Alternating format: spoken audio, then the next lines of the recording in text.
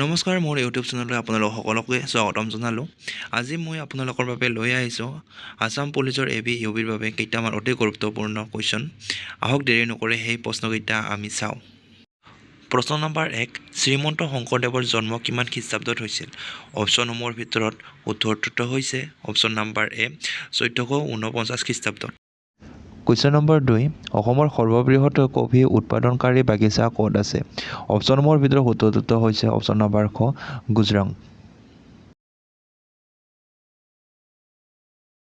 Question number 3, পিতলৰ বাচন বৰ্তন নিৰ্মাণ কৰা কাৰখানা কোন ঠাইত আছে? অপশ্যনসমূহৰ ভিতৰত উত্তৰটো হৈছে অপশ্যন নম্বৰ খ হাজোত। কুৱেশ্যন নম্বৰ 4, অসমত চাহ গছ কোনে আৱিষ্কাৰ কৰিছিল? অপশ্যনসমূহৰ ভিতৰত উত্তৰটো হৈছে অপশ্যন নম্বৰ গ C.A. ব্ৰুচ।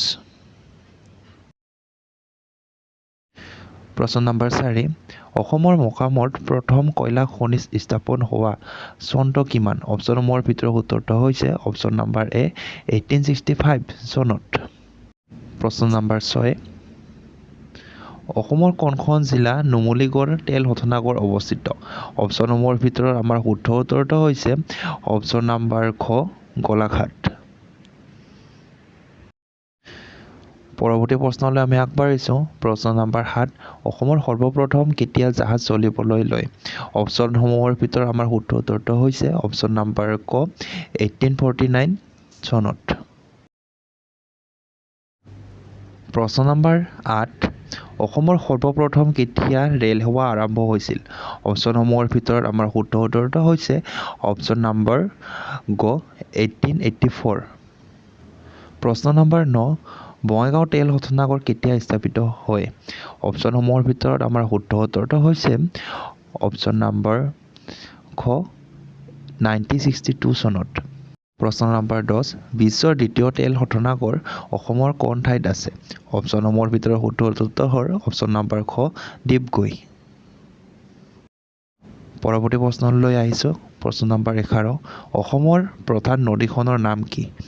অপশ্যনসমূহৰ ভিতৰত শুদ্ধ উত্তৰ হৈছে অপশ্যন নম্বৰ খ ব্ৰহ্মপুত্ৰ। প্ৰশ্ন নম্বৰ 12, অসমৰ বৰ্তমান কিমানখন ৰাষ্ট্ৰীয় উদ্যান আছে?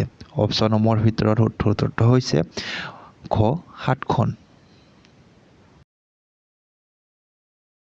প্ৰশ্ন নম্বৰ 13, অসমৰ কোন জিলাত অনুসূচিত জনজাতিৰ সংখ্যা আটাইতকৈ কম?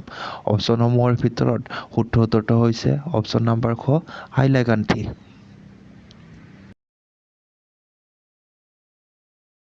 প্ৰশ্ন নম্বৰ 14, অসমৰ কৃষি ভূমি কিমান শতাংশ ঠাই শস্যই আগুৰি আছে? অপশ্যনসমূহৰ ভিতৰত শুদ্ধ উত্তৰটো হৈছে অপশ্যন নম্বৰ খ 71%। প্ৰশ্ন নম্বৰ 15, ভাৰতীয় সংবিধানৰ পিতৃস্বৰূপ ব্যক্তিজন কোন? অপশ্যনসমূহৰ ভিতৰত শুদ্ধ উত্তৰটো হৈছে অপশ্যন নম্বৰ ক বাবা চাহেব ডক্টৰ ভীমৰাও আহমেদ।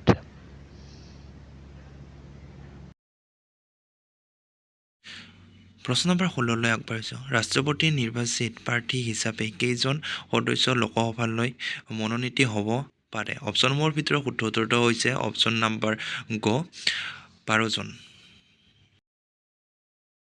প্ৰশ্ন নম্বৰ 16, হিন্দু ধৰ্ম গ্ৰহণ কৰা প্ৰথম আহোম ৰজাজন কোন আছিল? অপশ্যনসমূহৰ ভিতৰত শুদ্ধ উত্তৰটো হৈছে অপশ্যন নম্বৰ ক চুহুংমুং। প্ৰশ্ন নম্বৰ 17, চুহুংমুঙে কি পদ সৃষ্টি কৰিছিল? অপশ্যনসমূহৰ ভিতৰত শুদ্ধ উত্তৰটো হ'ল অপশ্যন নম্বৰ খ বৰগোহাঁই। প্ৰশ্ন নম্বৰ 18, জয়সাগৰ পুখুৰী কোনে খান্দিছিল? অপশ্যনসমূহৰ ভিতৰত শুদ্ধ উত্তৰটো হৈছে অপশ্যন নম্বৰ খ ৰুদ্ৰসিংহ।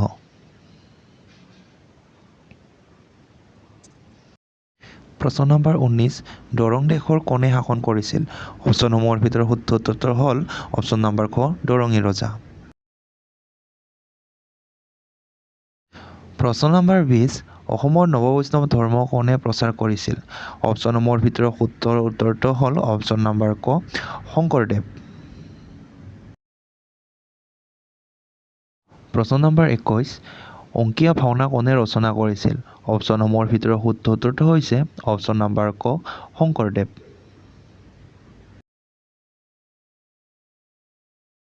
কুৱেশ্যন নম্বৰ 22 কথাগীত কোনে ৰচনা কৰিছিল অপশ্যনসমূহৰ ভিতৰত শুদ্ধ উত্তৰটো হৈছে ভক্তদেৱ